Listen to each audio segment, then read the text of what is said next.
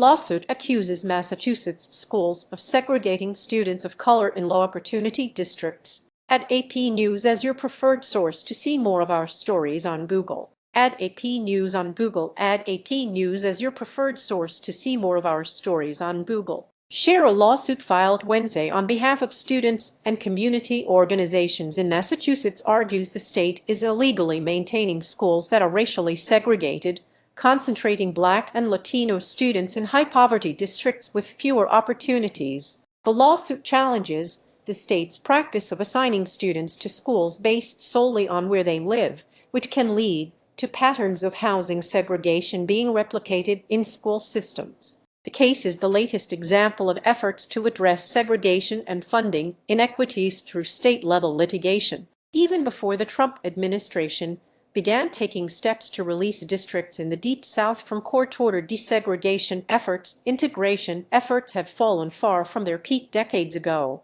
when the federal government intervened in school systems around the U.S. The plaintiffs include 9 students and 4 community organizations from segregated school districts across Massachusetts, including Springfield, Holyoke, Boston, Lawrence, Brockton, Lynn, and Worcester. The districts border more affluent, predominantly white districts where the plaintiffs are unable to enroll. In response to the lawsuit, the Massachusetts Department of Elementary and Secondary Education said it does not have the authority to change school district boundaries, nor the power to compel schools to allow students from other districts to enroll. It said in a written statement, the state has invested in efforts to reduce gaps in graduation rates and sought additional investments for high-poverty districts. Massachusetts leads the nation in student achievement, and we are committed to building on this progress to strengthen our education system for every student in our state, spokesperson Jacqueline Rice said.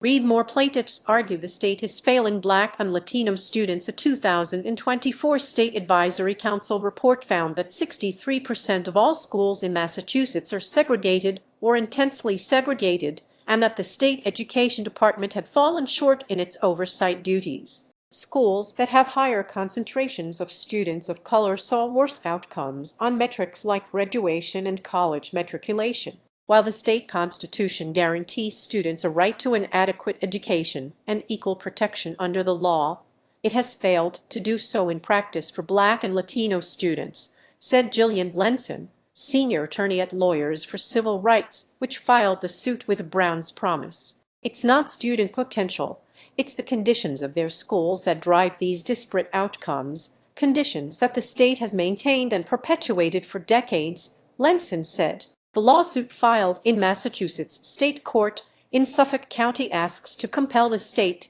to address the disparities that emerge from rules assigning students to schools in areas where they live. G. Dar Jones-Herbert, chief legal counsel at Brown's Promise, said the lawsuit is not seeking mandatory integration, but rather an investment in evidence-backed practices that benefit all students. Those include expanding regional magnet programs and investing more in under-resourced schools. The state has regional vocational schools and voluntary interdistrict transfers, but a complex system of opt-outs and the small size of most programs prevent equal access, the plaintiffs said. Black and Latino students are blocked out of access to those opportunities, and that's unconstitutional, Jones-Herbert said. Advocates are seeking segregation remedies at the state level. Other recent examples of state-level litigation also have focused on addressing residential segregation. In 2018, the Latino Action Network and the New Jersey chapter of the NAACP, among other plaintiffs, filed a suit arguing that the state's system of assigning students based on their residence has created racially segregated schools. And in Minnesota, a 2015 lawsuit asserted that the segregation of schools in St. Paul and Minneapolis led to inadequate and unequal educations for students of color. Both cases have been winding their way through state courts, with no decisive resolution. The state cases come amid shifts in federal enforcement of desegregation in schools. By the early 2000s, a series of Supreme Court cases had significantly limited the tools available to districts to meaningfully integrate schools on the basis of race. State constitutions, which often have clauses enshrining equality and education, can serve as a pathway for challenges to segregation that results from economics and housing patterns, said Robert Williams, a professor of law emeritus at Rutgers University. The government knows about it, but it's not the government that did it directly, Williams said.